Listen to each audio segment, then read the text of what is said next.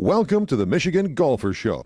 Join us each week as we explore the people, the places, and the events that shape our great game. Hi, I'm Jack Berry, and I am at the Michigan Golf Show in beautiful Novi, Michigan.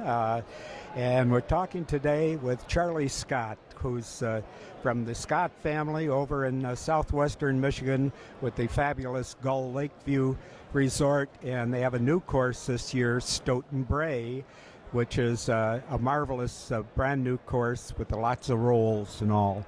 So Charlie, tell us about the family started in golf how long ago? Well, Jack, I've been in basically the golf business for 72 years. Wow. Yeah. When my dad came back from his service over in the Pacific, he moved on to Gull Lake Country Club as a superintendent, and I was 3. So I hung around the golf course, and when I was old enough, he put me to work.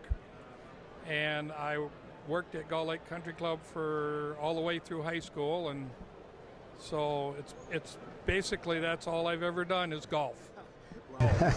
Well, then you moved from the country club to Gull Lakeview Resort. Yep. He started out with 9 holes at Gull Lakeview and built a second 9 the second year. And then, before that, he had built the Gull Lake Motel. So we kind of were in resort golf at that time.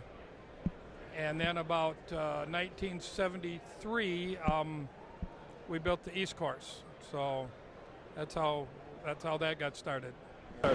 And then you're drawing from where? From northern Indiana, Ohio, and southern Michigan? Yeah, basically most of Michigan.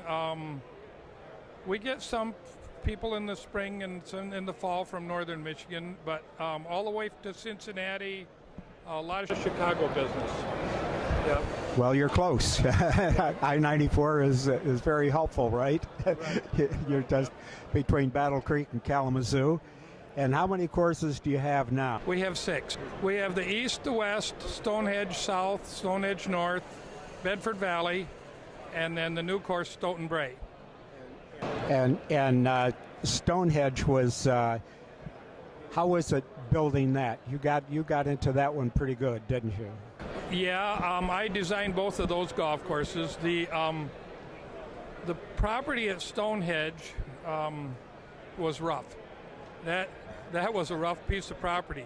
It's stone. We had a lot of stone. Yeah, right. Yeah, and surprisingly enough, the golf course across the road, the North Coast, has very little or no stone. So these 2 golf courses are basically back to back, but the ground and the terrain is totally different. And now you've also got Bedford Valley, which has a wonderful reputation as a championship course. I was over there a lot of times for the Michigan Open. Randy Erskine won over there. Lynn Jansen, Bob Ackerman won when he was an amateur, and then came back and won it as a pro. So. Right. Actually, one of the first winners was Walter Berkemo. Back, I think, the second year that they had the Michigan Open over there. So. Right. So that's and you still have a number of tournaments over there. We have the Michigan Senior there every year, and we usually have 3 or 4 college tournaments. And then, so how did you come with Stoughton Bray, which is what, Grand View? Is that the Scottish View, term? Right? Yep. So how did that come about? Well, we really hadn't. Nobody in the area had built anything in the last 10 years, and being in the resort business, we thought maybe a new course would give some excitement. It was a piece of property that was right next to our south course at Stonehenge that we've looked at. It was purchased by some guys that were going to develop it, and then the developing market went bad, and so they came to us and said, are you guys interested? And it took us a couple years to think about it, but so then you hired Tom Doak's outfit, Renaissance. Right. Yeah. Yep. So they came down and had a good time? Yes. Yep. Yeah, actually, it was mostly the Renaissance guys. Tom didn't have a lot to do with it, other than these were his people that he'd trained. Well, he's trained some good ones. Yeah. I remember at Black Forest, which was his second course, and he had working for him at the time, he had Mike DeVries and Gil Hands. And these are two young guys who are, at the top of the game now. So Tom's a good mentor. Oh, yeah. Yep. Now, how did you figure out how to design a course? Well, actually, I went to school for 2 years at the University of Massachusetts, and I have a turf degree from there. And then I studied at Michigan State for 2 years for landscape architecture. And one of the summers that I was at Michigan State, my dad was involved with some guys on a development south of Kalamazoo at Indian Run. So I built the first 9 at Indian Run. So that was actually the first golf course that I built. And then after that, the next year, the guys from Lake Doster were looking and came over and said, "Are you interested?" And sure, I was more than interested, So I built Lake Doster, and now that's been a very good golf course. I yes. saw the Michigan Amateur over there one year. Yep. Yeah. Well, Brent and Art Hills were young guys working for Nugent, I think it was, over in Chicago, and the business got bad, and Brent says, there's not enough for 2 of us. So Brent left and started Wadsworth Construction, and Art stayed and designed golf courses. Actually, Brent worked for Brent and Larry Packard were in business together. So the first firm was Packard and Wadsworth. And then I built one of Art's first courses in Toledo, Ohio, Detweiler Park, and that was in 1970.